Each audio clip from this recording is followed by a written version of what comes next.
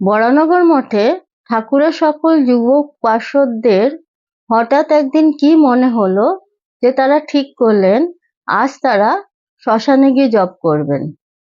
আপনারা যারা বরানগর মঠে গেছেন তারা জানেন বরানগর মঠের সামনের রাস্তা দিয়ে সোজা একটু চলে গেলে অর্থাৎ গঙ্গার দিকে গেলেই শ্মশান।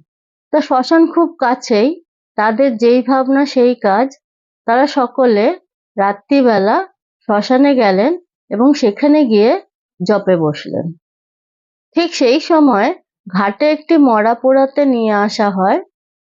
শবদাহীরা প্রথমে চিতা সাজালো, তারপরে অগ্নিসংযোগ করা হলো। মরা পুড়িয়ে তারা চিতাটি নিভিয়ে আবার সেখান থেকে চলে গেলেন। কিন্তু ঠাকুরের যুবক পার্ষদদের সেই দিকে কোনো ভ্রূক্ষেপই হলো না।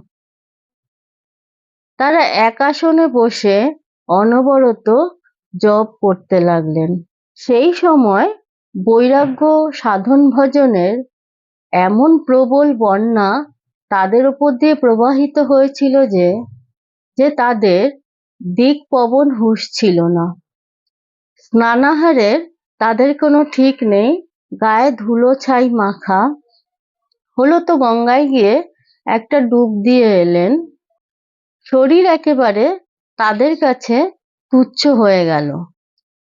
আর যে রামকৃষ্ণ মঠ মিশনের বিশাল ব্যাপ্তি আপনারা দেখতে পাচ্ছেন, তার মূলে ছিল ঠাকুরের পার্ষদদের অমানসিক সাধন ভজন, ত্যাগ তিতিক্ষা বৈরাগ্য।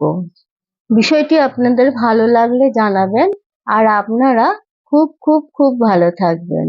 আজ আসি। ওম শান্তি শান্তি শান্তি।